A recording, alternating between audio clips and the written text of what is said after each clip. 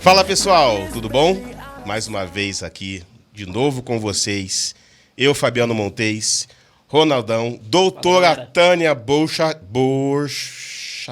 Isso, muito bem. Galera, obrigado por estarem aqui de novo, nos assistindo, o One on One Podcast, podcast da verdade, do olho no olho, onde a gente preza pelo excelente conteúdo e hoje, especialmente, né, por causa do mês de outubro, o mês das mulheres, mês da mulher é todo mês, né? Mas especialmente outubro, saúde da mulher, nós trouxemos essa fera aqui, doutora Tânia, uma amiga, minha médica, já de bastante tempo aqui de Curitiba. Eu cheguei aqui em Curitiba há 21 anos, já faz alguns anos, a doutora Tânia cuida de mim, né? Ela vai dizer até do que ela já cuidou, faço questão que ela diga. Ai, doutora Tânia, obrigado por estar aqui. Prazerzaço você ter aceito vir aqui e nos ajudar e ajudar o pessoal também a entender um pouquinho sobre a nossa saúde, mas principalmente a saúde das mulheres, que é o que a gente vai falar aqui hoje, tá bom? Tá ótimo. E aí, diz quem é você aí pro pessoal. Então, eu sou a Tânia, eu sou médica formada pela Universidade,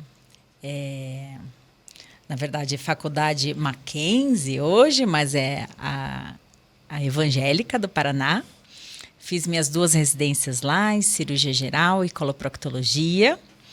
E estou aí na área já há quase 25 anos, formei em 1998.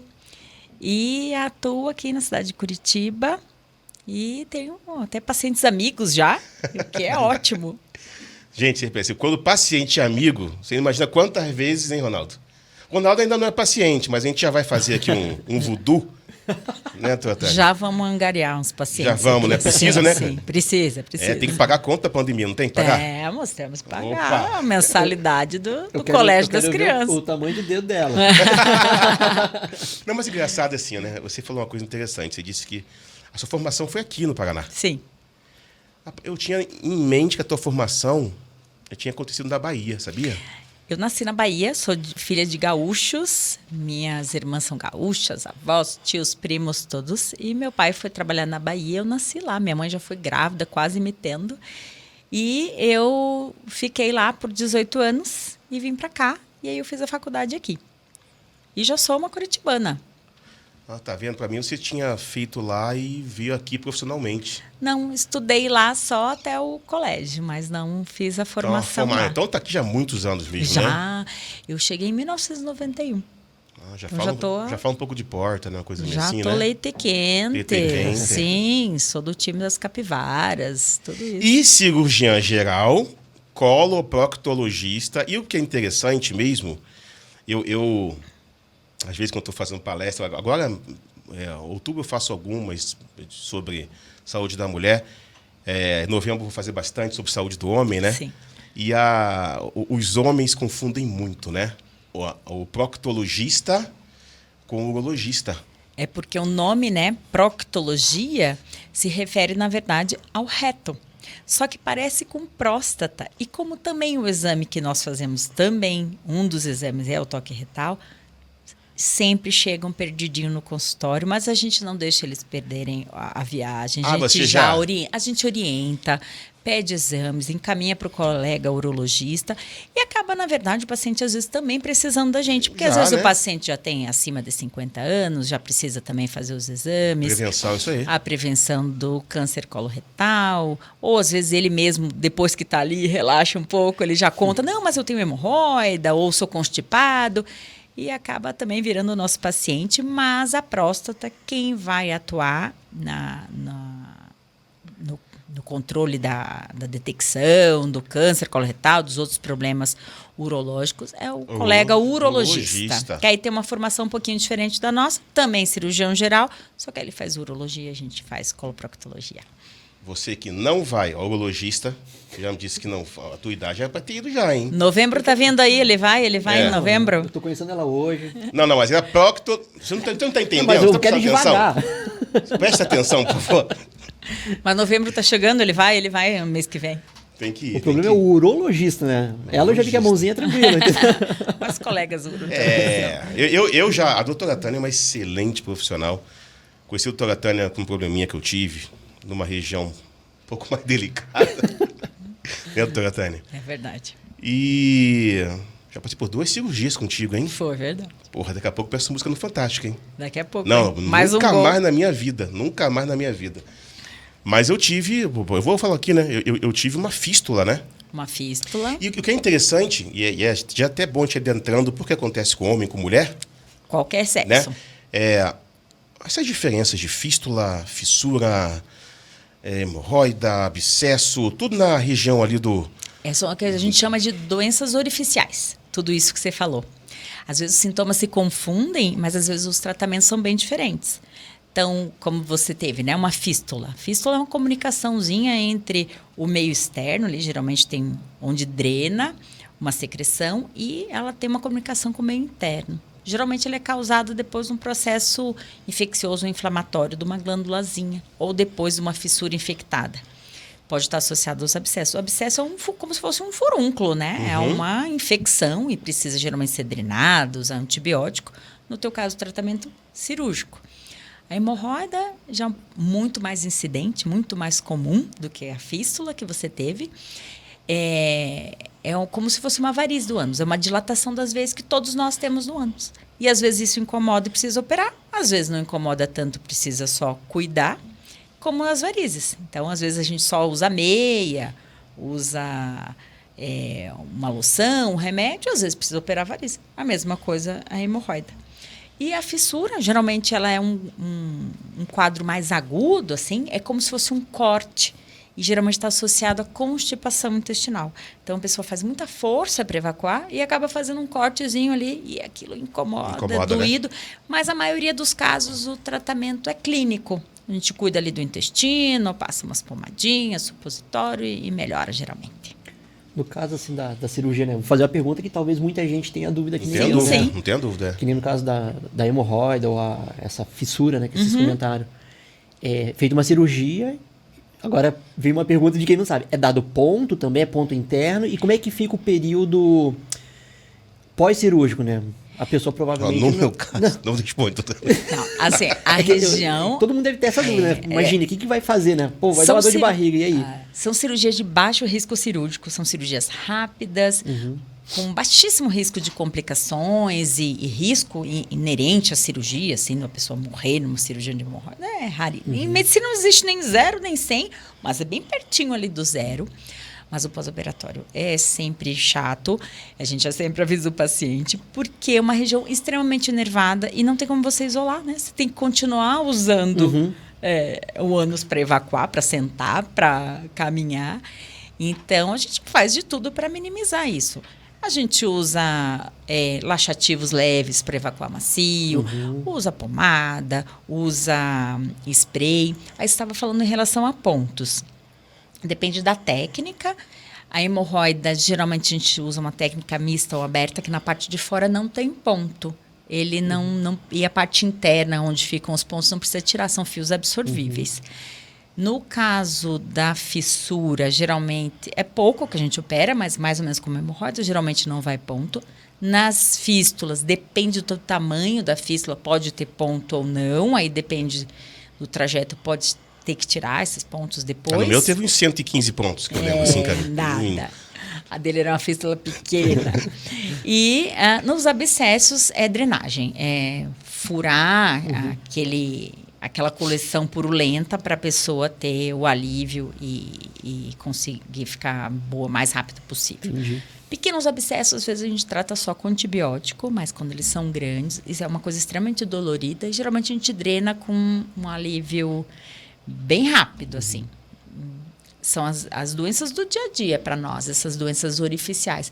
Mas a especialidade, assim, uma gama enorme do que a gente trata. Então, essas doenças orificiais, tem a parte clínica, que é constipação, diarreia, doenças autoimunes, que são as doenças inflamatórias intestinais, retocolite ulcerativa, Crohn, tumores. Então, é uma gama bem, bem grande do que a gente trata no dia a dia. Tem bastante coisa. Mas o beabá, digamos assim, são as doenças orificiais, que a gente mais vê no consultório. E até aproveitando esse gancho da região, vamos puxar um pouco mais para o intestino? Vamos embora. a gente ouve muito pouco, né? Não sei o que você pensa, Ronaldo, mas eu ouço muito pouco. Eu vejo que as pessoas falam muito em câncer, focando na mulher agora, né? E aí você pode até fazer associação com homem também, tá? Fica à vontade, mas pensando na mulher, fala-se muito em mama, fala-se muito em colo do útero. Como é que... como está posicionado, ranqueado aí o intestino, câncer do intestino, é falta de prevenção ou não? Enfim, os fatores aí. Então, até fez uma pesquisada para a gente conversar aqui, vi dados do INCA de 2020. Então, a gente foca muito a mulher com os problemas ginecológicos, né? Como você mesmo falou.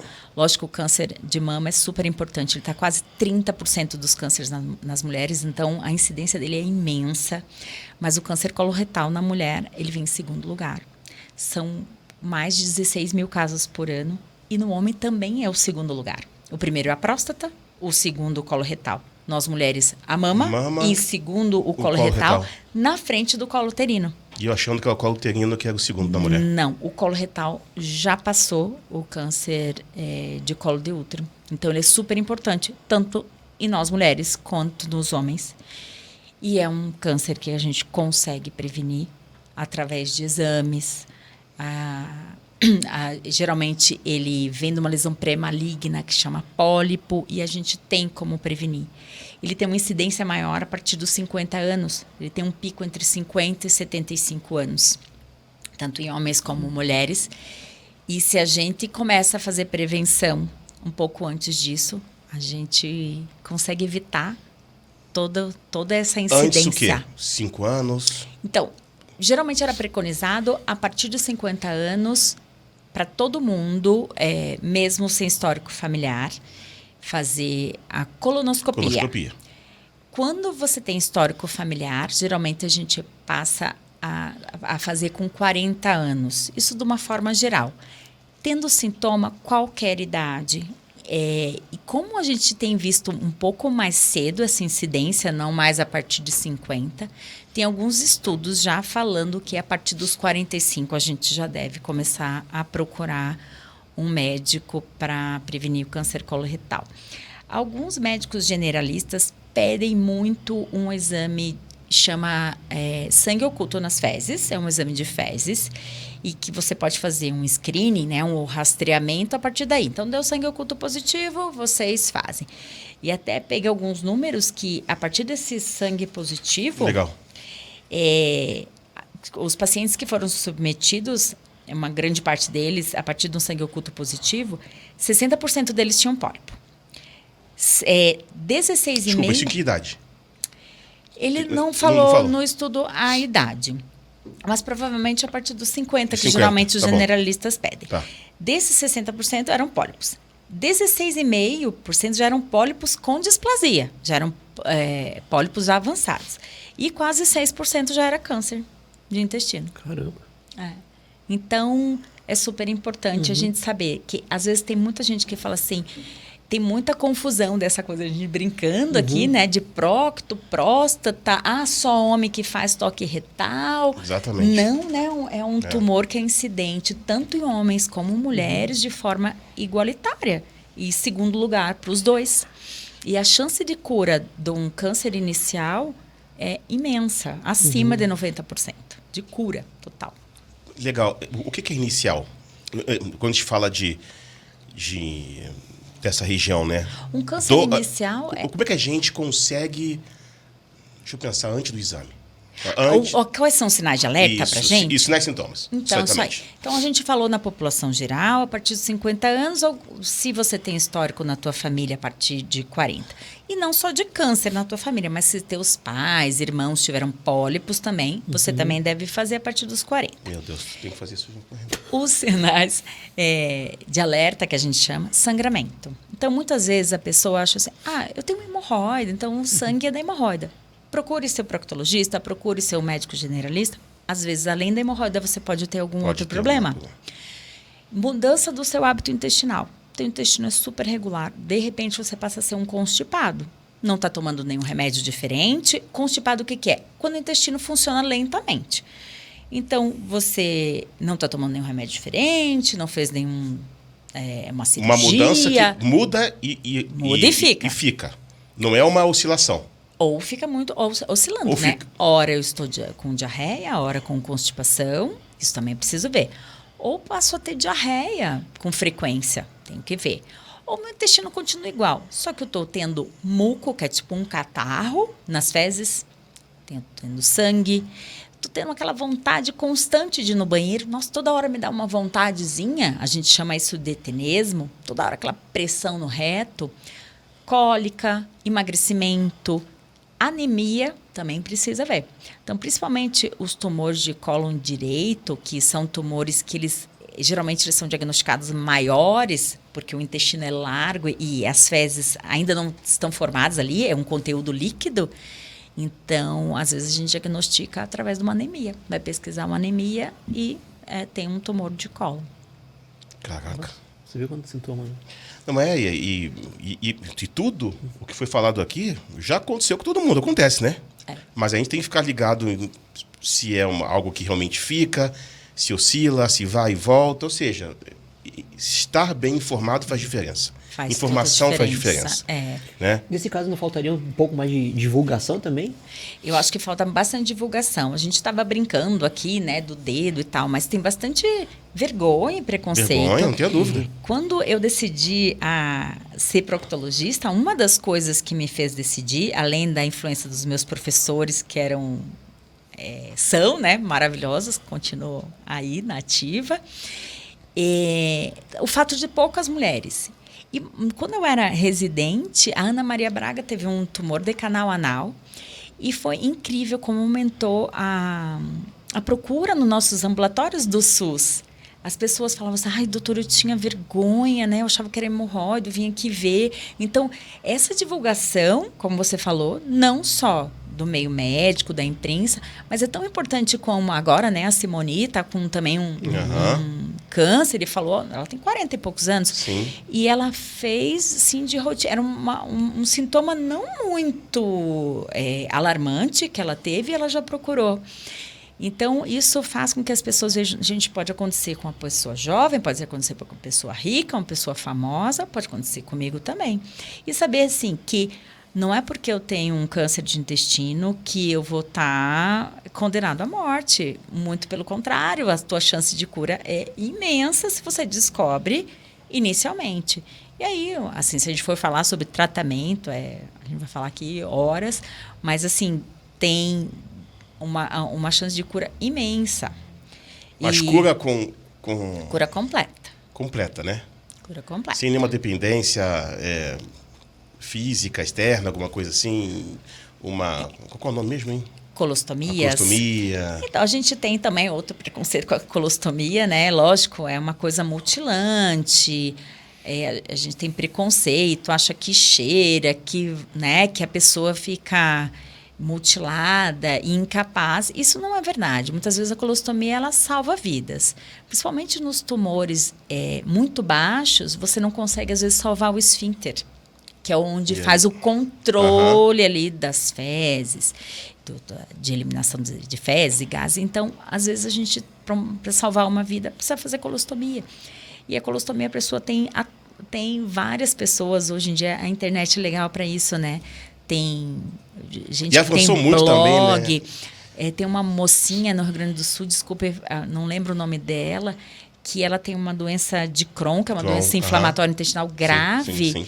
E ela posta, quando ela está no hospital, ela sempre cheia de vida, com a colostomia. A gente tem uma paciente na clínica, que é uma moça lindíssima, e que ela fez fez um ensaio fotográfico enquanto ela estava com a colostomia. E ela fez de lingerie, super linda. E uma paciente minha que foi ser submetida, a mesma procedimento que ela, ficou super animada em saber que uma moça bonita tinha passado, ela contava as coisas, o que ela melhorava, o que ela não melhorava. Isso é tão importante, assim, que às vezes a gente fica muito preso no que os outros vão achar, vão falar, mas a pessoa vive praticamente normal. Normal, né? Também houve avanço também do próprio produto mesmo, né? Existem produtos que você coloca para diminuir gás, diminuir cheiro. Dependendo, você pode botar como se fosse um absorvente interno. Você coloca para botar até uma roupa justa. Você pode colocar, você pode fazer tipo uma irrigação. Isso é legal falar. Isso é muito bacana. Como se né? fosse uma lavagem intestinal. Você pode limpar e usar aquela roupinha justa nas moças, nos rapazes que quiserem passear. Isso da internet foi muito bom, assim, que é rapazes jovens, bonitos, moças jovens, bonitas, mostrando que elas têm vida ativa, que elas têm seus namorados, seus maridos, e estão lá com colostomia, estão vivas. Muita gente não amputa a perna. Não amputa a perna, não continua vivendo. Isso aí. Não é verdade? Perfeito. A pessoa amputou o reto por algum motivo Perfeito. que salvou a vida dela. É isso. E ela pode ver seus filhos crescerem, elas podem estudar, casar, namorar, viajar. De qualquer forma, eu tenho um paciente que tem filho fora do Brasil e ela viaja sempre com a ostomia dela. É isso, é a vida que segue. E o que a gente quer é que a pessoa não chegue ao ponto da ostomia. Claro que essas doenças inflamatórias que a gente falou não tem uma prevenção, infelizmente, mas o câncer tem a prevenção. Como eu falei para vocês, ele não começa câncer, ele começa pólipo, até ele virar câncer, ele demora. E pode ficar bastante tempo, né? Pode ficar um tempão até virar câncer. Então, vamos fazer colonoscopia. A partir dos 50 anos, todo mundo de forma geral. E se você tiver algum sintoma de alerta, não ache que é hemorroida, não ache que foi uma coisa que você comeu, pode ser que não. E aí você tem que pesquisar e salvar a tua vida. E a gente, quando... Bom, eu posso falar aqui, eu estou até com um pedido seu, né? Já para realizar. A gente até segurou um pouco por algum motivo, não lembro por quê. Pandemia. A gente segurou por causa da pandemia, por causa da minha idade já e tudo. Meu pai faleceu ano passado. Meu pai veio do câncer de próstata, né? E não foi o câncer de próstata que derrubou ele, no fim das contas. Ele teve outros 2 cânceres primários, estômago e intestino. E aí, depois disso, eu me preocupei. Não é que eu me preocupei, né? A gente conversou, porra, vamos fazer, eu estou com pedido, agora eu vou realizar. O exame. Pode fazer junto com a endoscopia? Pode, né? Pode. Geralmente o paciente gosta de já realizar os 2, porque, na verdade, o que dá mais trabalhinho é a colonoscopia, porque a gente tem que fazer um preparo antes. Não é um exame doloroso, a gente faz com anestesia. Anestesia, né? Sente nada. O chato que é ter diarreia, mas às vezes a gente tem diarreia por outros motivos, né? Não, diarreia, mas é antes, é por causa do exame, por causa do preparo, né? Esse preparo é feito como? Com uma dieta, que vem geralmente 1 dia ou 2 dias antes, depende da clínica que você vai fazer, e toma um laxante no dia anterior ou no mesmo dia, depende do horário que você vai fazer seu exame, que toma lá um copinho de laxante E aí, amigo? Eu ia fazer uma pergunta. E aí Não me vá pro supino reto depois. É sério. Não vá. Se for pro supino reto, você vai esvaziar as MatFit. Tá, se a pessoa já tem o intestino bem solto, bem tranquilo. Mesmo assim tem que fazer. Tem que fazer sempre o preparo. E para que a gente quer esse preparo? Porque você tem que olhar a mucosa para ver se ela tem lesõezinhas, porque lesões de 3 milímetros são detectadas. Elas são muito pequenininhas e o endoscopista consegue ver muito bem essas lesões com um preparo limpo. Se o colo não estiver sujo ali naquele momento, se eu tiver com alguma coisa na sua frente, na frente do teu rosto, a metade, eu não vou saber como é que é a metade do seu rosto. Aí você tem que, às vezes, repetir com mais frequência. E dando tudo bem nesse exame, né, que é isso que a gente quer falar, a prevenção é a cada 5 anos, é bem esparsa. Aí eu achei um pólipo, e aí o que eu faço? Esse pólipo vai ser tirado, ele vai para análise, e dependendo do tipo de pólipo, você vai repetir cada 6 meses, 1 ano, 3 anos, vai depender do tipo de pólipo que você tem. O que der ali, a indicação vai ser... Aí depende do tipo histológico que vai dar. O importante, então, é sempre antes fazendo os exames para não chegar na hora e já... Por isso que falo que às vezes o câncer é uma doença silenciosa, né? Exatamente. A pessoa também não se cuidou, veio sintomas, um monte de coisa, aí quando vem a dor... E veja assim, ó, é legal, porque assim, as pessoas falam muito da mama, do colo do útero, e fala muito pouco, realmente, do intestino, né? Muitas das coisas que você disse são coisas que acontecem no dia a dia de muita gente, né? Um estresse, aí teve uma diarreia e tal. Aí ele teve de novo. Aí vai acho que de repente vai empurrando e vai Foi no banheiro, achando saiu um pouquinho de motivo, sangue, acha qualquer que motivo. uma veinha que estourou na hora de... Hemorroida, alguma minha coisa intolerância assim. à lactose, né? E vai- Hoje tem muito disso, né? Tudo é intolerância à lactose e tudo mais. E veja assim, ó, hoje, no meu caso específico, né? Meu pai, que morreu por causa disso, foi um dos... Eu estou com 45 anos, pensando no que você já me disse, eu estou ali no limite para começar a fazer. Concorda? Vamos fazer. Pensando, tem que realizar. A gente já riu sempre, o de estômago, então, faz direto, né? Mas tem que ter essa preocupação mesmo, né? A outra sabe que eu sou meio preocupado com... Não sei hipocondríaco que sou, não, né? Não. Então. Você se cuida. Então aí, e essa parte importante, né? E aí, voltando ao que você falou, né? Que a mulher fica na mama e no útero. E às vezes até o próprio gineco, que é o médico, que a mulher vai todos os anos, às vezes não orienta a procurar. Tá na hora. Hoje em dia não, isso melhorou muito. Tem muitas ginecologistas ótimas que orientam os pacientes. Já tá na hora. Às vezes o pedido já vem delas, sabe? Então, acho que elas... elas e eles, né, os ginecos, homens também, eles são parceiros, assim, nesse cuidado com a saúde da mulher. Eu acho que o ginecologista é o médico que mais acaba sendo... Ele acaba tendo aquela visão, assim, do que falava antigamente, né? O clínico geral. Porque ele cuida, ele pede o exame de sangue. Então, se tem, né, problema na tireoide, no colesterol, nisso, aquilo, ele já encaminha para o cardio, para o endócrino. Então, por isso que, às vezes, talvez as mulheres cheguem numa idade mais avançada, porque elas se cuidam mais. Cuida mais do que o homem, elas vão mais ao médico, né? E o gineco é o grande parceiro, o grande cuidador da mulher, né? O que a mulher precisa preventivamente mudar nos seus hábitos, pensando em todos esses... Me parece que todos eles têm algo ali em comum na mudança dos hábitos, né? Mas você consiga também ver se consegue diferenciar uma coisinha aí um do outro aí. A gente vendo, né, o câncer de mama, já que é o Outubro Rosa, que foi criado em 2010, para quê? Para compartilhar informação, prevenção, facilitar o exame diagnóstico. Exatamente. Então, essa campanha, ela é maravilhosa e tem muitos aspectos. E para ver que não só existe mama, para a mulher cuidar da saúde em geral, que é isso que a gente está falando aqui. E um estudo bem recente agora aqui, de julho desse ano, mostrou que eles viram que 13% dos cânceres de mama seriam evitados com algumas mudanças de vida, principalmente sedentarismo. Aí tem outras coisas também, né? Má alimentação, álcool, excesso de peso, obesidade é bem importante no câncer de mama e no câncer de intestino também. A mulher não ser lactante, né? Não ter amamentado. É uns fatores de proteção à amamentação. Não é uma verdade absoluta, mas dentro desses fatores, né? No câncer de intestino, a mesma coisa, gente. Alimentação, principalmente consumo de fibras. E nós aqui no Sul, excesso de carne, carnes processadas e álcool é um grande inimigo. Não sou contra a carne, muito pelo contrário, sou uma apreciadora. Amor de Deus, batendo tão depressão agora. Não, mas o excesso de carne vermelha... As processadas, você está falando linguiça... Processados, geralmente, presunto, esses embutidos, né, que salame, a gente fala. Bom, tudo que a gente come, então. Né? Principalmente os defumados. Defumados.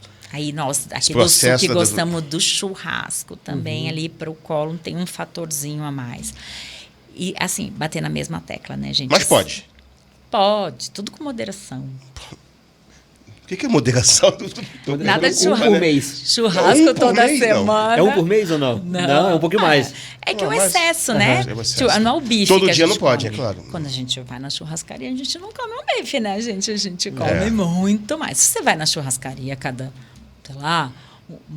2 meses, não vai fazer grande estrago. Mas se você vai toda semana, já faz um estragozinho maior. Mas não quer dizer que você vá ter, né? São fatores ambientais de risco. Sedentarismo, aqui bater na mesma tecla, né? E, álcool, tabaco, para todas as doenças. Para todos, né? Aí, quando a gente conversou sobre nossa conversinha de hoje também, eu fiz uma liçãozinha de casa aqui. Boa. Mete bala. E aí a gente falando sobre doenças cardiovasculares, que é a que mais mata mulher. Também. Não só Sabia homem, disso, não? como sabia. mulher. É verdade. Ele é responsável 1/3 dos óbitos globais. Supera câncer de mama, câncer de colo uterino, etc. E aí, no Brasil, isso dados da Sociedade de Cardiologia Brasileira, mais ou menos a cada 100 mil habitantes, depende da região, entre 81 a 231 mulheres, isso é específico para mulher, vão ter doença cardiovascular. No Paraná, 161. Aí, mais uma vez. A cada quantos? 100 mil habitantes. 100 mil. É bastante coisa, É bastante né? coisa. Alimentação inadequada. O que é alimentação inadequada, né? É você comer gordura saturada. Voltamos à churrascaria de volta. Voltamos, não, mas voltamos Vai a batata pizza, frita. hambúrguer. Começamos a batata frita. Mas o sedentário, sal, né? Muito importante. O sal. Álcool e tabaco. Estresse e depressão, né, gente? Doença cardiovascular é muito importante. Os emocionais aí também. Isso. E nas mulheres, o pós-menopausa aumenta daí o risco. Boa. Então, essa é uma parte muito A importante. transição, quando ainda não chegou na menopausa. Que tem aquele, eu não sei como é que chama. Climatério. Também existe um risco grande ali? Depois da menopausa é maior, porque no climatério você ainda está ali se adaptando aos hormônios. Esse climatério é o período perimenopausa. E pode demorar em algumas mulheres até 10 anos, né? Para chegar ou não. Menopausa é o quê? 1 ano sem menstruação. Algumas pessoas, algumas mulheres têm um sintoma muito intensos desse climatério. Calorão, todo mundo conhece, né? Calorão, insônia, depressão, ganho de peso. Algumas mulheres não têm. Para de menstruar e acabou. Só que, obviamente, os hormônios dela, de todas, vai diminuir. Algumas poderão fazer reposição hormonal, outras não poderão. Por exemplo, quem não pode fazer, quem tem história de câncer de mama, tem que ser muito conversado o risco-benefício, porque aumenta o risco. Histórico familiar ou ela já teve? Se ela já teve, é proscrito. Aí não não pode mesmo, né? Mas é histórico familiar. Tá. Histórico familiar. Aí tem que ver que tipo de câncer era daquela família. Se ela teve caso de trombose, aí também é proscrito, não pode fazer. E aí vai depender a conversa entre o ginecologista e a mulher. Tem mulheres que decidem não fazer, tem mulheres que fazem questão de fazer. E você pode, e fica bem sem também, claro, vamos cuidar daí dos outros fatores. Mas teve avanço ao longo dos anos com relação a isso, não? A reposição hormonal, você fala? De levar essa qualidade de vida para a mulher que infelizmente não pode repor. Porque é uma questão de qualidade de vida também, né? Ela repor seus hormônios ou não. Tem alguns...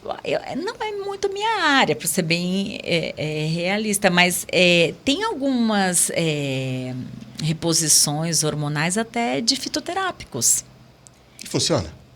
Para algumas mulheres funciona, mas aí, se ele vai simular, por exemplo, né, que era tão falado da soja, que ia repor as isoflavonas, que iam repor o hormônio na mulher, se ele simula hormônio, aí tem que ver, né, o risco. Eu não sei se os vegetais também podem fazer esse risco.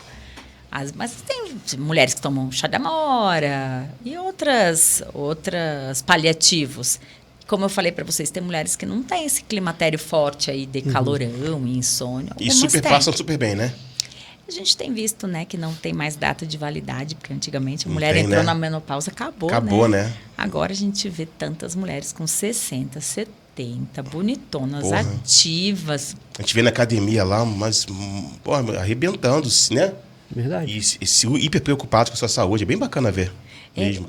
Tem pacientes assim que começam a fazer atividade física depois que tem... aposentei, meus filhos estão grandes, tenho tempo para mim.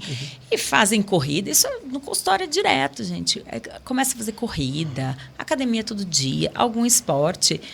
Uma paciente, a mãe dela, pulou de paraquedas aos 86 anos. Caramba. Que louca, né? Que louco, que máximo, né? Louquíssima, jamais fazer isso. Então, eu acho que não tem... 86 anos. Mas é isso, tanto para homens quanto isso, mulheres. Lógico, para mulher era mais pesado essa coisa. Parece que você tinha um prazo de validade. Se você não menstruou mais, você não pode mais ter filhos. Você já é uma senhora, uma velhinha, vá fazer tricô e crochê. Não, as mulheres estão arrebentando. Não, eu acho que não tem mais. Estão super bem. E aí como é que fica, né? Pode ser, né, dúvida de um monte de gente. A questão da sexualidade ali... nesses períodos, assim, Algumas mulheres daí com a baixa de hormônios acabam tendo o quê? Secura vaginal e baixa de libido. Dessa coisa da secura vaginal e você não pode fazer hormônio, tem tratamento com laser, que diz que é muito bom. Porque ele estimula o colágeno, aí a mucosa fica mais espessa e ela produz mais muco, assim, lubrificação. E que aí a vontade tem solução, individual. Né? Tem um monte de coisa. Tem fisioterapia pélvica. Até tem uma fisioterapeuta maravilhosa que eu encaminho meus pacientes, que é uma pessoa seríssima, faz assim ótimo trabalho para incontinência urinária, para incontinência fecal, para secura vaginal, vaginismo, que é a contração exagerada da vagina, que às vezes impede fala o nome aí. Relação. É a Caroline Valeton, que é uma menina... Caroline Valenton. Isso aí, tem que ser falado. Maravilhosa. Show. E tem um monte de coisa. Tem radiofrequência, que são umas cadeiras especiais. Não é minha especialidade, mas tem vários ginecologistas que têm feito muito isso do laser, sabe? Com ótimos resultados. Então, a mulher tem tudo para continuar vivendo com qualidade e com saúde por muito tempo. E mesmo...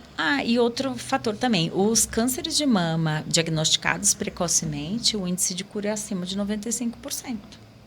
E muitas vezes não precisa tirar toda a mama, né? Muitas vezes é feito só uma retirada de um pedaço, né? Que a gente chama de quadrantectomia, que só tira um pedaço.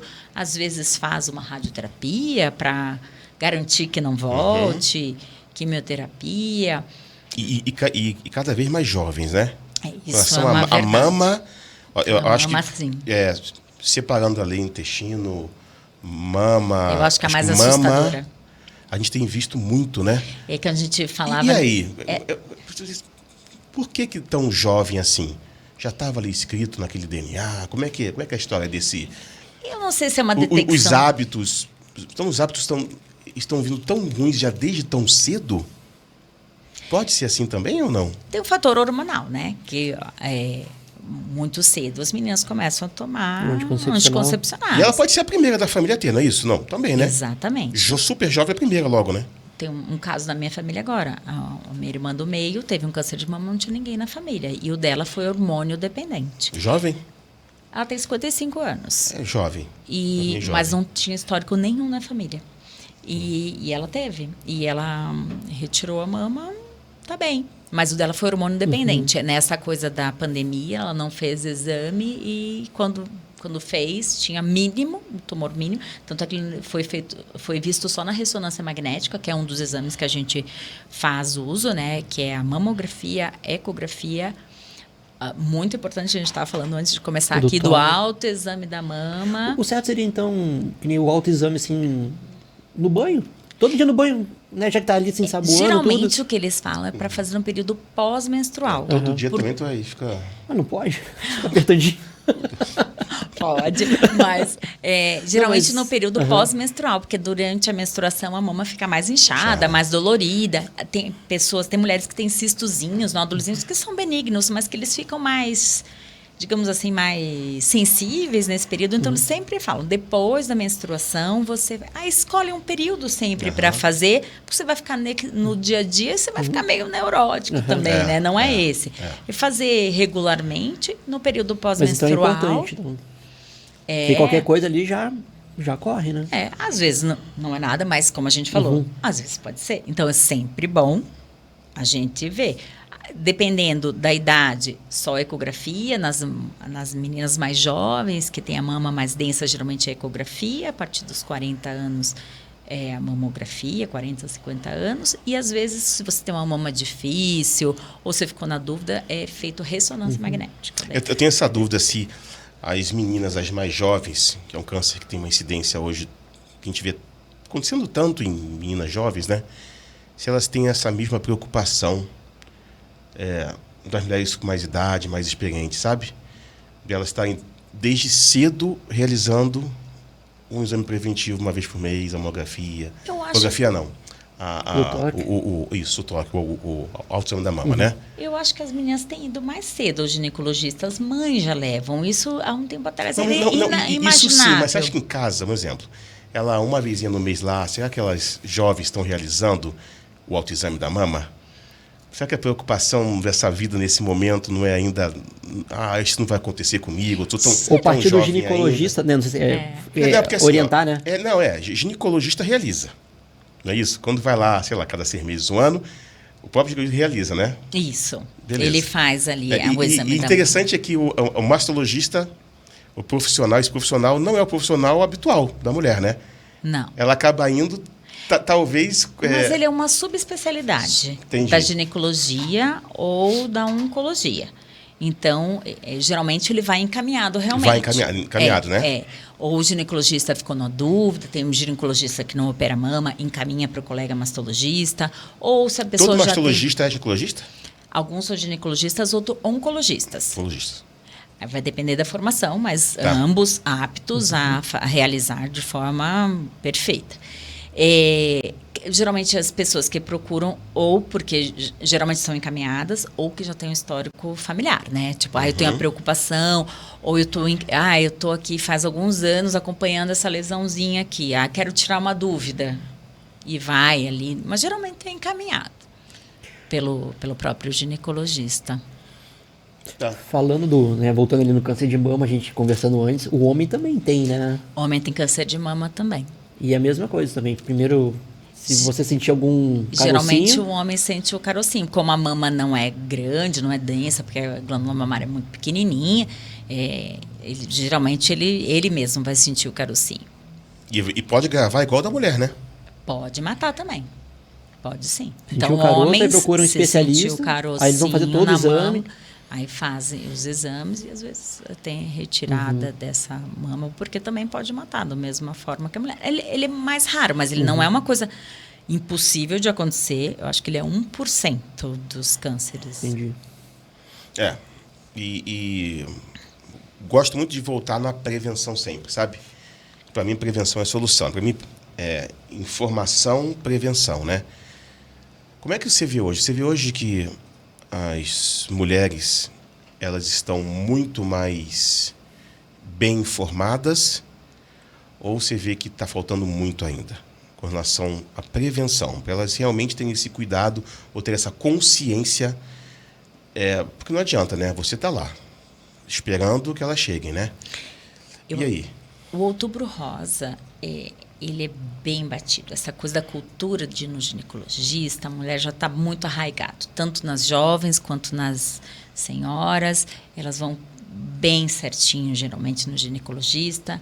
Só que o que a gente está falando aqui é que a mulher não é só mama e colo de útero, não adianta só fazer Papa Nicolau e mamografia. Exatamente. E transvaginal, então minha saúde está perfeita.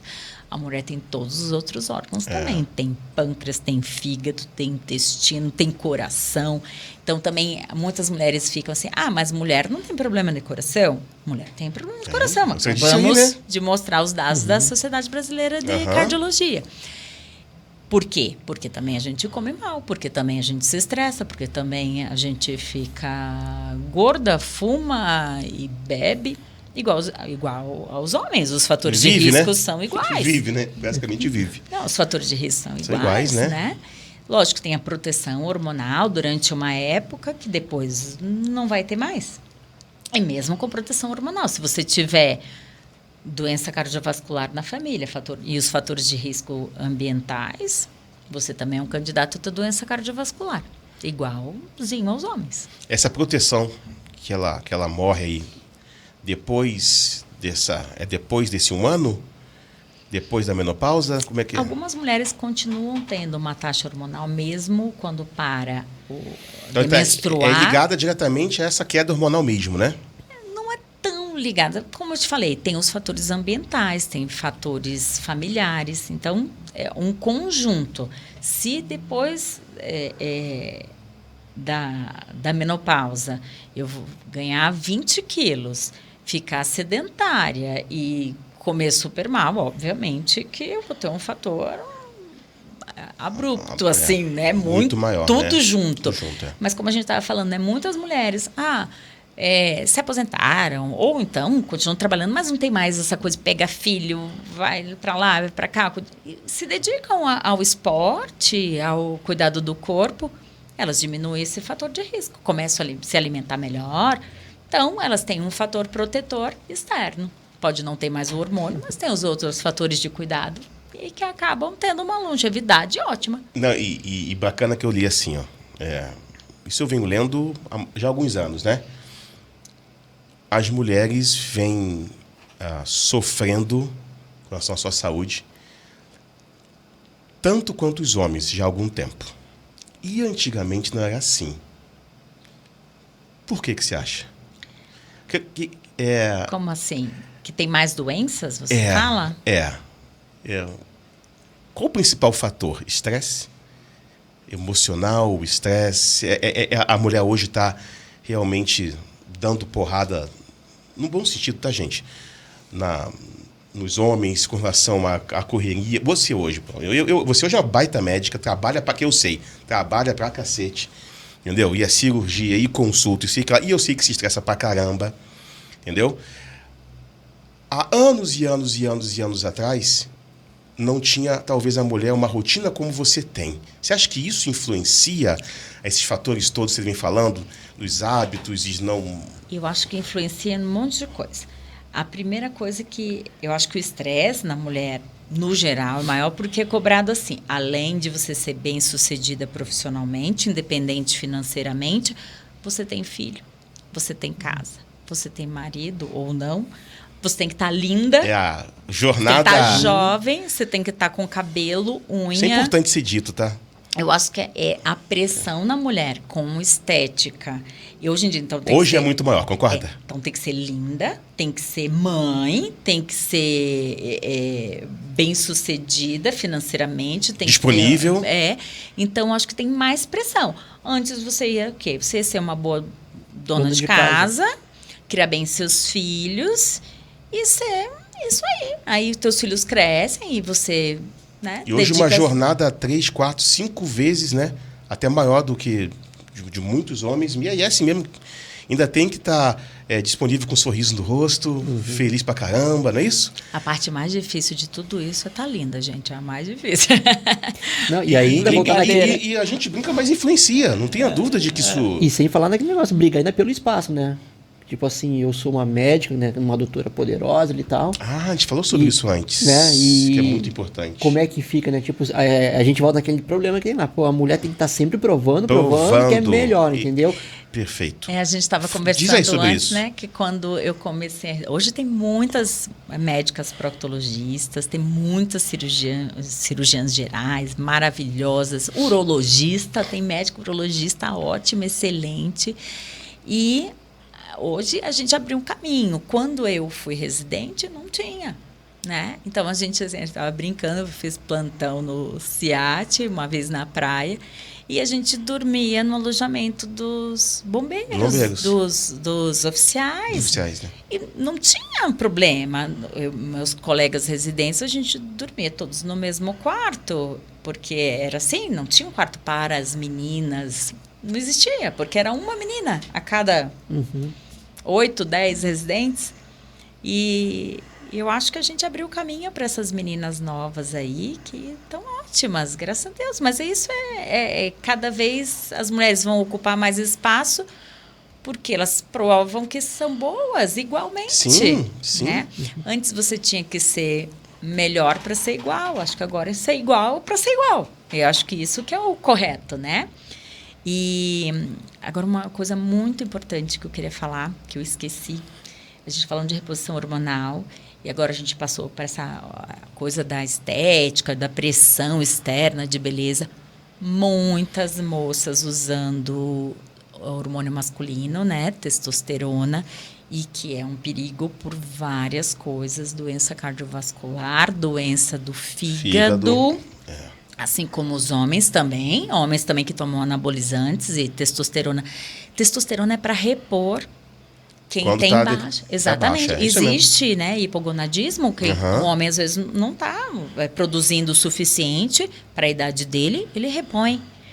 Mas uma mulher fica repondo sem necessidade, gente, é um perigo. Uma amiga minha, tem mesmo, né? endocrinologista, postou, ela foi agora no Congresso de Endocrinologia, provando mais uma vez que testosterona é só para reposição. E fora os problemas também que pode dar, né?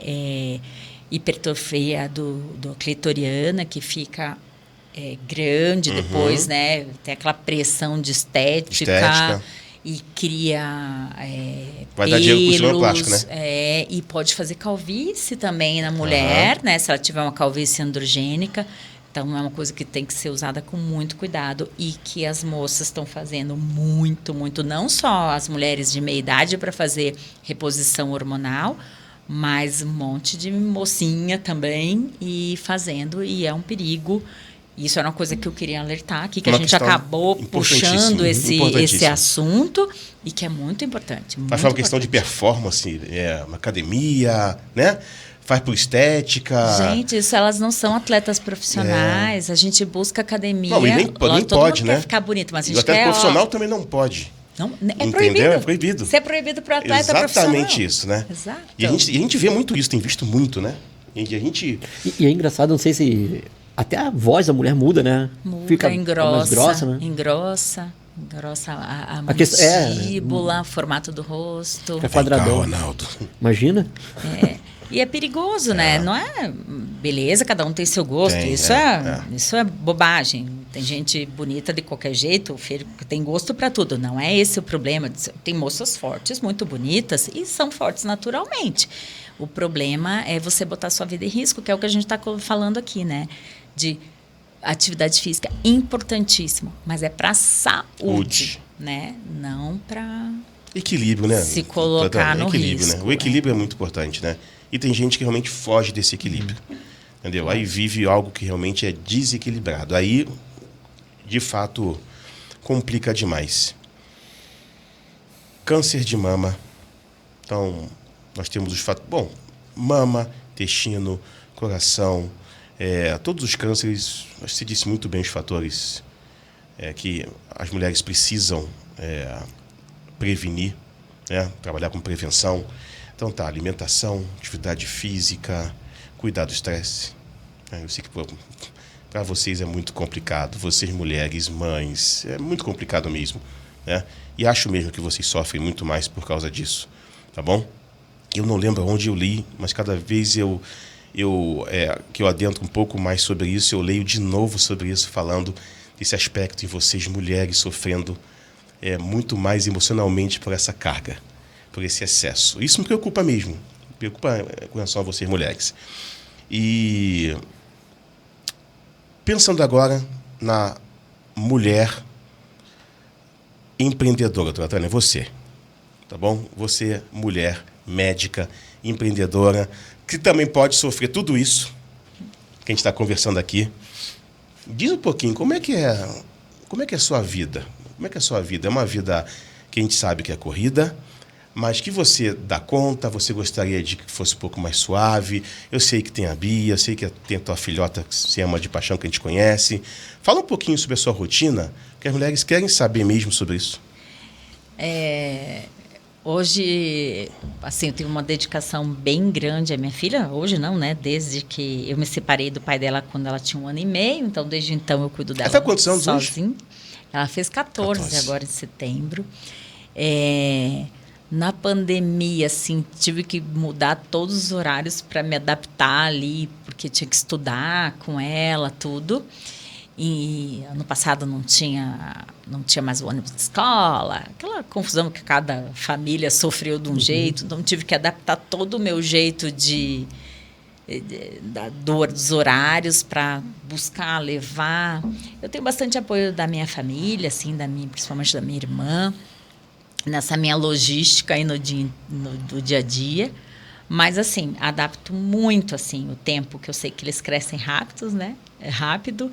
e daqui a pouco já vai estar grande. Mas assim, eu decidi na minha vida dedicar esse tempo enquanto ela era pequena bastante a ela. Então, eu não faço plantão, eu opero, passo visitas, às vezes, no final de semana. Isso não mudou em nada. A única coisa que eu deixei realmente foi plantão, mas que já não fazia quando ela nasceu, para estar com ela, assim. Minha família é pequena e decidi me dedicar bastante, assim, a ela. Agora, ela crescendo, eu vejo que já posso deixar o negócio mais elástico. Preciso puxar minha orelha aqui, que eu não estou fazendo muita atividade física. E hoje, né, eu até e a Ana Paula falando que a gente vai voltar daqui a pé para fazer atividade aqui do estúdio física, a pé, né? exatamente. E isso é uma coisa muito importante, né? E não só todos esses fatores, mas assim, em termos de mobilidade para a gente ter, A gente né? foi feito para se movimentar, Para né? movimentar, a gente passa o dia inteiro numa cadeira. A gente chega exausto em casa, a mente, né? Mas o corpo, nada, né? Quantos pacientes você atende por dia, assim, sentado numa cadeira? Não é sério. Essa é uma dúvida legal. Você fica muito tempo sentada, né? Fica. E eu lembro, bom, nas minhas 2 cirurgias que eu passei contigo, você pega a cirurgia de manhã e você sai da cirurgia, vai para o consultório. Não é isso? Agora... E depois, de repente, tem que voltar no hospital, que tem que ver de novo o Fabiano lá, tá quase morrendo, cheio de dor. Mas não é assim que funciona? É uma rotina de muitas horas, né? De muitos pacientes, de muitas consultas. Quando você gosta... Para mim, meu dia de diversão é o dia de cirurgia. Eu tenho concentrado tudo para um dia só. E é assim, é meu dia leve, incrível que pareça. É o dia que eu adoro. Posso estar super cansada. Aí te entra de novo no aspecto paixão, né? De gostar do que faz, né? De amar o que faz. Então, é um ambiente, assim, dos anestesistas amigos, da colega que está instrumentadora. E para a gente é um ambiente muito relax, porque quando você está no consultório é uma coisa mais séria, mais... né? Eu sou uma pessoa bem descontraída, assim, geralmente. Você já fez a cirurgia comendo um sanduíche com queijo? Não dá para comer no centro cirúrgico. Aí dentro do... Peraí, só um pouquinho, vou pegar aqui. No centro cirúrgico não pode comer. O filme, sabe? Já esqueceu um bisturi dela? Não, graças a Deus, nunca. Então, mas é um ambiente que para nós é um ambiente divertido no sentido que para quem gosta do que faz, né? está ali entre os pares, os seus amigos. Muitas vezes os pacientes falam assim, meu Deus, mas aqui é barulhento, fica todo mundo assim. Às vezes a gente está rindo. É que as pessoas às vezes confundem seriedade, levar uma coisa sério, com ser... introspectivo, carrancudo. Eu não concordo com isso. Eu acho que você pode levar as coisas muito a sério e ser divertido, ser leve. Obviamente que você não vai dar um diagnóstico de um tumor para um paciente, dando risada, fazendo palhaçada. Óbvio, né? Mas, assim, a gente pode brincar com o negócio. Deixa eu ver o tamanho do teu dedo, essas coisas, assim, até que o paciente geralmente dá risada. E eu tenho essa memória, brinca. sabia? Eu tenho essa memória sua. Da minha primeira cirurgia contigo, eu juro a vocês que eu tenho essa memória. Eu entrei, a anestesia foi lá dentro mesmo, né? E eu lembro como se fosse hoje, você num cantinho assim, sentada, rindo. E você aí, Fabiano, e vocês conversando e tudo. E eu tremendo de medo, né? Que a gente meio sofrendo, né? Numa região que é meio complicadíssima, né? Meio não, muito pra gente, né? Que tá ali, né? E eu vi esse clima mesmo bacana. Eu lembro disso como você está falando aqui. Então, assim, para mim é o meu dia feliz, assim. O dia da cirurgia, não. No consultório também, mas às vezes é um pouco mais cansativo, porque acaba sendo mais... Pode não ser fisicamente mais cansativo, mas, assim, são mais pessoas, é aquela coisa mais ali, o computador e você... o paciente, você ouve muita queixa, e, querendo ou não, você acaba absorvendo um pouco, né? Às vezes tem casos tristes, você fica triste também de ouvir as pessoas com muito problema, às vezes histórias super tristes, né? De doença ou de história pessoal, e acaba, às vezes fica tocado, né? No centro cirúrgico, não. Vem primeiro, pum, vai. Porque primeiro que o paciente está anestesiado. O paciente não vê nada, isso é um perigo. E ali é um ambiente assim mais, como eu te falei, né? Tipo, você está ali com seus amigos, outros pares, os anestesistas, os enfermeiros. Então, aquele momento assim na semana para mim que é o meu a cereja do meu bolo é o centro cirúrgico, é o lugar assim que eu amo fazer. Por mim, eu faria a cirurgia todos os dias, o dia inteiro, né? Mas a gente tem que fazer consultório para ter paciente também. E para tratar, tem coisas que são clínicas. Claro, claro. Eu sou bem sincera com o paciente. Eu sempre falo assim, a cirurgia incomoda. Aí às vezes fala, mas doutor, isso aí não me incomoda nunca. O que eu faço? Não faz nada. Continue assim do seu jeito. Onde incomodar, a gente faz. Eu acho que a gente tem que ser bem sincero com o paciente, né? Acho que essa troca é bem importante. Mas voltando aqui, tem que fazer atividade física. Então, tenho a minha filha gostava muito de viajar, mas assim, desde a pandemia... não viajei mais, minha última cirurgia foi em 19, depois disso não fiz mais nenhuma viagem, mas a gente gosta muito de viajar em casa. E você que é luxemburguesa. Eu sou luxemburguesa, eu sou uma baiana luxemburguesa. Luxemburguesa. Minha família veio de Chique Luxemburgo, pra caramba. sim. E até no começo a gente achava que era alemão, né? Meus antepassados achavam que era alemão, porque a cidade da onde nossa família vem é do lado da Alemanha, tipo assim, é 1 quilômetro da Alemanha, é do lado, é uma cidade chamada Vianden. A gente conheceu Luxemburgo, é muito bonito. Legal. É um lugar muito rico e muito bonitinho, assim, uma cidade a cidade, né, de Luxemburgo, né? Conheci mais 2. Mas o país é muito pequenininho, não tem nem 1 milhão de habitantes. É muito pequeno, assim, bem diferente, né, para nós, assim, que vivemos num país enorme e super populoso. Então, é bem diferente. Mas é uma graça, assim. Muita gente faz bate-volta quando vai para a França ou para a Bélgica só para conhecer. Eu acho que vale super a pena. Temos que ir lá, Ronaldo.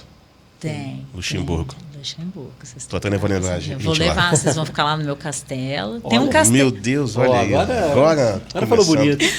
Falando assim, muitas cirurgias, né? Uma riqueza. Você sabe também. que tem uma cidade que tem o Château de Bourgogne, só que tipo, ruína, sabe? Mas agora você falou o seu sobrenome mais bonito que você fala sempre. Só porque é o Château da frente, né? Esses dias falei o castelo, já ficou... Deu um charme. Pena né? que é ruína, né? Não dá para morar lá. Vai ser muito cara a reforma, o IPTU atrasado, né? Mas, assim, do meu dia a dia, é bem voltado à minha filha. Eu sou bem caseirona, assim, atualmente. E tenho bastante trabalho, né? Bastante trabalho, né? 2 filhas caninas também. Então, é uma mulherada lá em casa.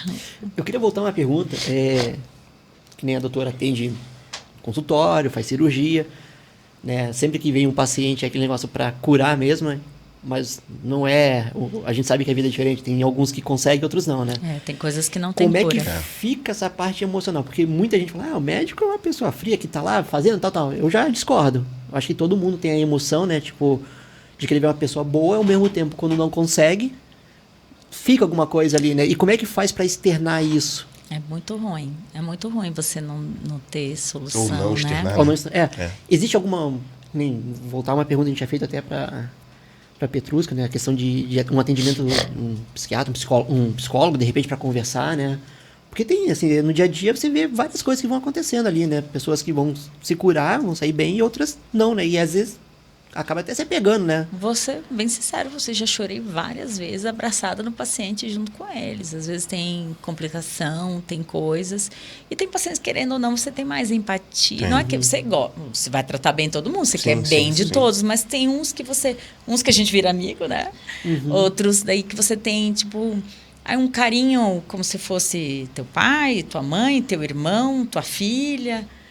Tem pacientes assim que você sofre junto com ele ali, né? Você se importa com todos. Mas tem umas pessoas que tocam mais fundo a tua alma. Sabe por quê, né? Às vezes você tem uma identificação, lembra alguém. Mas é muito triste isso, quando você falou, assim, quando não tem cura. A gente estava falando aqui da doença inflamatória intestinal, que tem tratamento. A maioria dos pacientes ficam super bem com o tratamento. Mas é uma doença que não tem cura. E no caso dessa menina lá, blogueirinha, que a gente está falando do Rio Grande do Sul, que é uma graça de menina, uma lutadora ali, mas é triste de ver uma mocinha que devia estar lá na balada. E tem que dar notícia, né? Enfim. E está sempre ali no hospital. A gente se frustra, a gente que sempre quer resolver. Só que na medicina a gente não consegue resolver tudo. Então, qual que é a minha opção quando eu não tenho que resolver? eu tento amenizar. Amenizar, tirar a dor, acalentar. Às vezes um abraço, né? Naquela pessoa ali, tipo, tô aqui. Vamos sofrer junto ou vamos resolver junto. Às vezes não tem... Infelizmente, na vida, nem tudo vai ter solução. Mas a gente tenta solucionar o que pode, né? E o que puder, a gente tem que evitar, né? O que a gente vê mais hoje na medicina é prevenção. É vacina, é exame preventivo, isso que a gente quer. Daqui para frente é isso aí. Não mais diagnosticar e curar. Vamos evitar que o paciente tenha essa doença. A gente tá, agora voltando aqui, o pessoal não está mais vacinando a criançada, gente. Pelo amor de Deus, né? Vamos vacinar essa criançada voltando. Pólio é uma doença erradicada. Né? Depois não adianta a criança ficar com sequela, porque mata, né? Pode matar. Até vendo a vacina pro HPV, né? Muito importante para as meninas, né? Prevenção do câncer do colo de útero. E que muitas meninas não fizeram, entendeu? E não só colo de útero, câncer de pênis, câncer de canal anal e laringe, língua, boca. Pode estar ligado ao HPV. Olha isso, né? As verruguinhas, né? Enfim. E para mim, de novo, cai no aspecto informação. Entendeu? Talvez a questão, não sei se leva muito pro lado do sexo. E aí, como é que eu vou levar minha filha para vacinar? Hoje os meninos também estão vacinando, não estão? O que foi maravilhoso. Os meninos também vacinam, assim como as meninas. Porque os homens também, como eu falei, tem câncer de pênis e de canal anal. E transmitem para as meninas. Exatamente isso. Então, é super importante. Por que é feito tão cedo? Muita gente fala assim, mas isso não está estimulando uma sexualização precoce? Porque demora um tempinho até para fazer a outra dose. Antes, acho que demorava Diminuiu um pouco, não foi? Deu uma diminuída, né? Diminuiu. Antes era um pouquinho diferente, né? E agora são só 2 doses. Antes eram 3 doses. Porque não estava indo para a terceira. Sempre disso. Mas você viu que tinha uma ótima imunidade com 2 doses. É que antes dela pensar em beijar na boca, em namorar, ela tem que estar imune. Que eu acabei de dizer aqui, câncer de boca, de língua, pode dar, então... A questão da sexualidade é a orientação, né? Que você tem que dar pro filho em casa, não tem... O fato dela ter a vacina não quer dizer que a partir de agora você pode ter relações sexuais, não é esse? A minha filha, como teve a questão da menstruação mais antecipadinha e tinha bastante sintoma, assim, forte, né? Na época, a médica orientou a entrar com anticoncepcional. Então, começou a tomar. Não quer dizer que era mais para uma situação específica, né? E a gente sempre orientando e tal, né? Conversando em casa. Muitas meninas bem novinhas, às vezes tem que usar por irregularidade menstrual, às vezes fica anêmica, né? Por muito fluxo.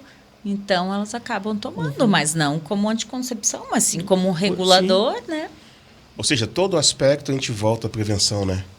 A gente sempre vai cair nessa tecla. Não seja a vacina, obviamente orientação dentro de casa, médica, vacina, não ter vergonha, né? Acho que a sua área é uma área que, sim, para mim, muita gente avança, passa do sinal porque tem vergonha. É verdade. Concorda? Concordo super. Eu falo por mim, eu tive vergonha, depois não tive mais, né? E aí se... mulheres, acho que mulheres menos, tá? Bem menos. A mulher aprendeu desde cedo, né, ginecologista, quanto que é importante, né, necessário, né, não é confortável. Imagina, né, o homem sofre mais com relação a isso aí, né? Mas mesmo assim, na sua área, principalmente, eu acho que para homens e mulheres tem um negócio também muito aí de vergonha, entendeu? E que o que é bacana é que o bom médico quebra isso, né? Desculpa falar bom médico, posso estar falando, não é bom médico, é um comportamento diferente, entendeu? Porque todos, pelo amor de Deus, tem que ser muito bons, né? Mas o comportamento faz diferença, de conversar, de alertar, de dar um sorriso, de bater papo, entendeu? De chegar, vem aqui, ó, fica nessa posição aqui. Ô, esposa, vem cá, dá ajuda aqui. Segura a mão dele. Mas tem coisas que parece que não são simples, mas que ajudam pra gente ficar à vontade em retornar, em praticar prevenção e ajudar vocês, né? Porque o paciente precisa ajudar você, Entendeu? Você quer fazer, às vezes, que você quer e você pede. Você veja, né? Você passa um exame, o paciente tem que realizar esse exame. E aí, quando é que, se ele não volta, como é que você faz? Na sua rotina, é complicado, entendeu? Você está ali, ó, um atrás do outro, né? Igual cirurgia, entra um, sai outro, né? Muitas vezes a gente pede o exame, aquele paciente está com aquele sintoma naquele momento, aí passa, melhora. Aí ele não faz Não faz. mais. É o que a gente estava falando, né? É isso. Não, foi aquela coisa que eu comi, passou. A gente volta ao aspecto de prevenção, que é muito importante, não informação. Que as pessoas que estão assistindo daqui hoje entendam o quanto que é sério. A gente brinca, fala besteira, fala bobeira e tudo, mas fala sério, de que nossa saúde ela é importantíssima e num país como o nosso ainda, prevenção tem que ser desde cedo. Pô, a gente tem ainda um benefício, né? Porque o SUS é um negócio bacana, né? Pô, é um país que tem ainda uma ajuda que funciona, não funciona, doutora Tânia? O que você pode falar sobre isso, assim, num contexto geral, pensando que ainda temos uma possibilidade das pessoas ainda, mesmo que de forma demorada, enfim, ainda ter algum acesso aí? Acho que algumas coisas do SUS são fantásticas. Primeiro, que você não precisa contribuir com absolutamente nada para você ter direito ao atendimento, né? E até uma coisa que estrangeiro, se tiver aqui, ele pode ir. O que eu não concordo, porque quando a gente viaja, a gente tem que fazer seguro de saúde, né? Uhum.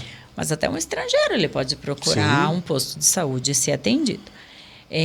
Essa universalidade do SUS é uma coisa incrível. Acho que não tem nenhum lugar do mundo, né? Duvido.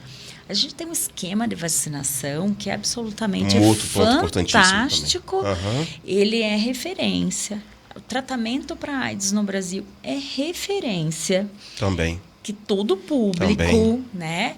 Então, algumas coisas são fantásticas. Outras, infelizmente, são mais lentas. Falar aqui da minha especialidade, às vezes, para um paciente conseguir fazer um exame de colonoscopia é demorado. É demorado, gente. né? E esse 1 ano, 2 pode fazer toda a diferença. Toda a diferença. Talvez muito importante falar isso. A gente falou, né, do sangue oculto nas fezes, que é um exame barato e fácil. Talvez fazer a partir daí esse screening, deu positivo, vamos levar adiante esse paciente. Só que demora, né? E aí... Demora demais. Isso daí realmente pode fazer muita diferença. Pelos seus números aqui hoje, deveria já estar ali junto já de todos os outros, com tanta importância que tem, né? Para essa agilidade, né? Mas não é.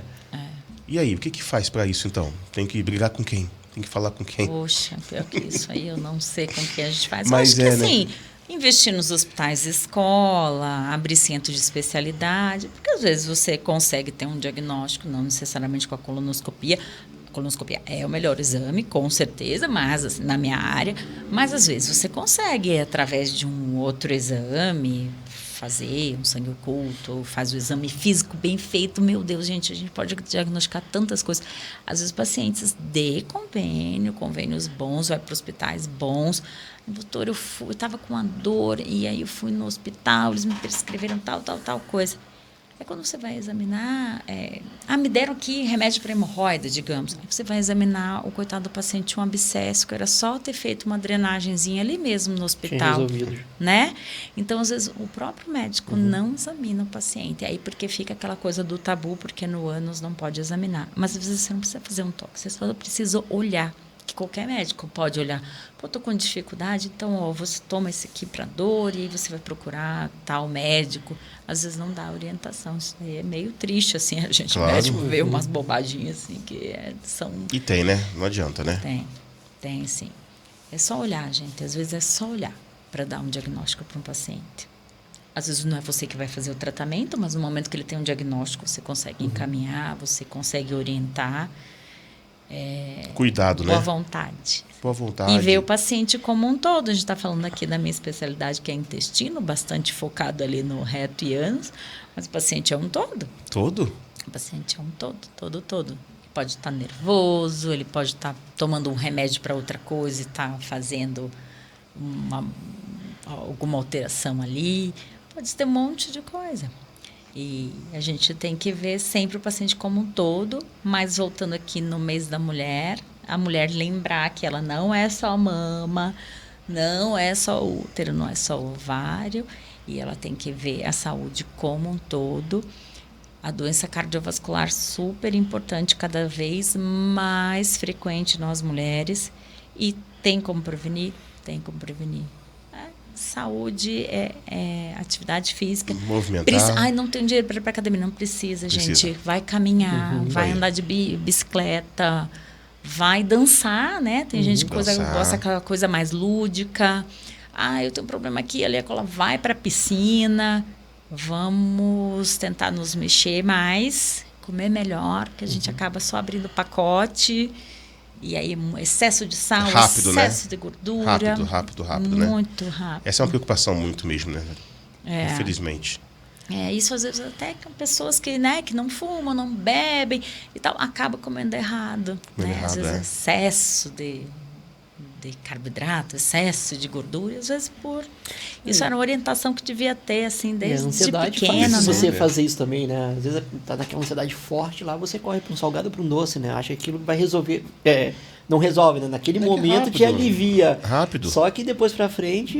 Tenho certeza que até você mesmo, naquela correria de paciente e tudo, não tem uma coisinha ali para rapidinho comer? Todo mundo. Porque, não dá para ir almoçar, voltar. Às vezes é complicado demais. Você não pode perder, né? Investir ou perder tempo. O que é isso, né? Mas, enfim.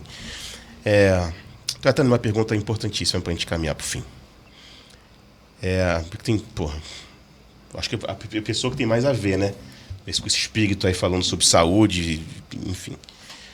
Você descobre que tem agora pouquíssimo tempo de vida. O que você faz?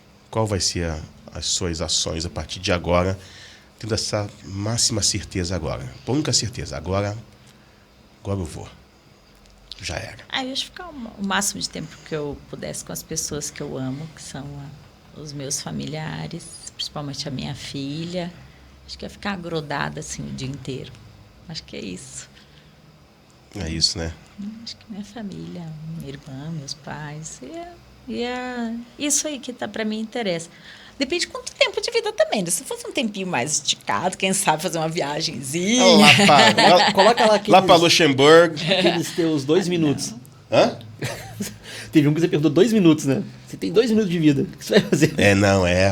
Porque às vezes... 2 minutos de vida eu vou ligar para casa para me despedir. Pagou aquela conta? Pagou o seguro? Paga, pelo amor de Deus, é verdade. Essa é a conta para pagar.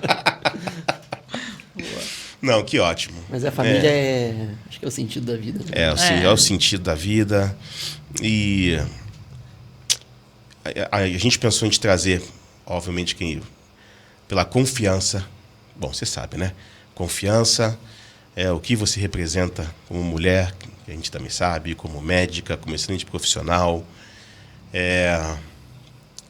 Muito bacana. Eu preciso deixar claro aqui, todos os profissionais da área médica. Médicos, né? O paciente muitas vezes aquela pessoa precisa mesmo às vezes de um carinho, de um olho no olho, um abraço, de um abraço, de um pouco mais de tempo, né? Não pode ser somente vai lá e vem outro e assim muitas vezes, sabe? E o que sempre me impressionou contigo foi isso. Não estou rasgando seda não, mas eu sei que às vezes a gente fica lá 1 hora conversando sobre tudo. Tempo, mas às vezes, sabe, aquele olhar para a pessoa e perguntar: o que está acontecendo com você? Não ficar ali no computador e no exame e sabe? Não olhar. Me conte, né? Exatamente. E isso implica tanta coisa boa, porque essa pessoa fica muito à vontade em retornar, fica à vontade em, de repente, se está tendo alguma coisa ali, em praticar a sua prevenção, entendeu? Então, tem que ter essa máxima empatia mesmo e sinergia de paciente e médico, sabe? Né? E se der amizade, maravilha, é melhor ainda, né? E, doutora Tânia, assim, a gente quer te agradecer pela sua vinda aqui. Você é especial, certo, Ronaldão? Com certeza. Eu não conhecia, agora... Não conhecia. Vou até já marcar a minha ali. Você, com muita coisa que ela falou, eu pensei assim, anos, caramba, tem que mudar. Precisa fazer a sua colonoscopia. Aí no novembro também, né? Que ele vai no Já urologista. Já aproveita o urologista, proctologista, doutora Tânia, tá bom? Fazer um check-up lá com 15 folhas de exame, né? Isso. E a gente fica feliz que você tenha vindo aqui, tenha nos ajudado aqui, o pessoal te conheceu. Quer falar alguma coisa pro pessoal sobre a seu consultório, alguma coisa? Fica à vontade. Queria agradecer bastante aqui. Eu estava bastante Nervosa, com vergonha. a gente viu, mas fica e me senti super à vontade. Legal. Espero que eu tenha ajudado. Sim, muito.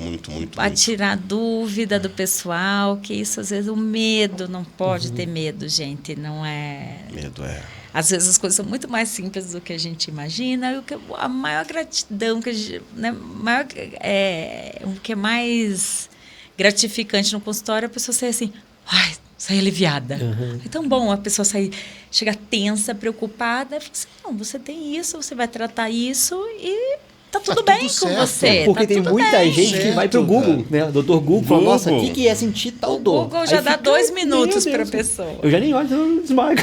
Então isso é muito Olhei no gratificante. Ai, que bom, né? Que eu tirei essa angústia de você, que você vai sair bem, vai ficar curado fisicamente e tá saindo leve.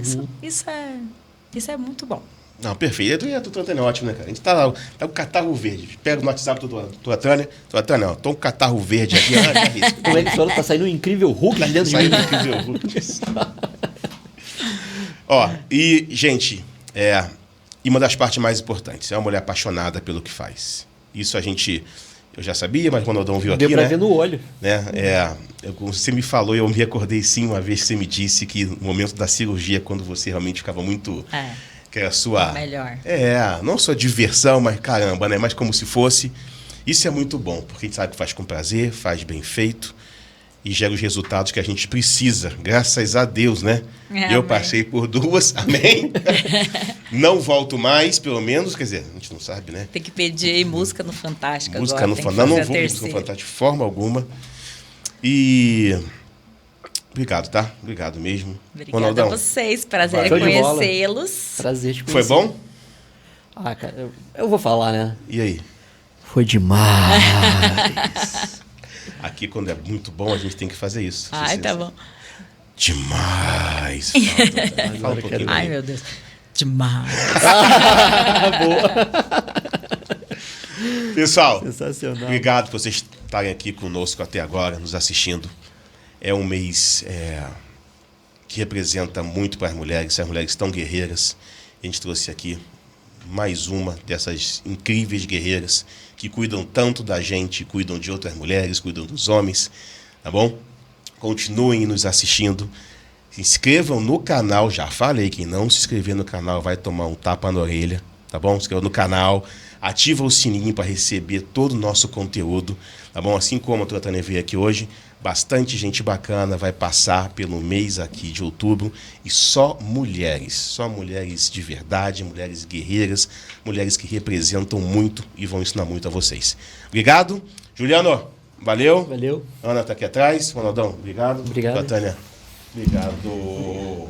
Valeu. Valeu, gente. A gente se vê no próximo One on One Podcast. Valeu. Valeu. Legal.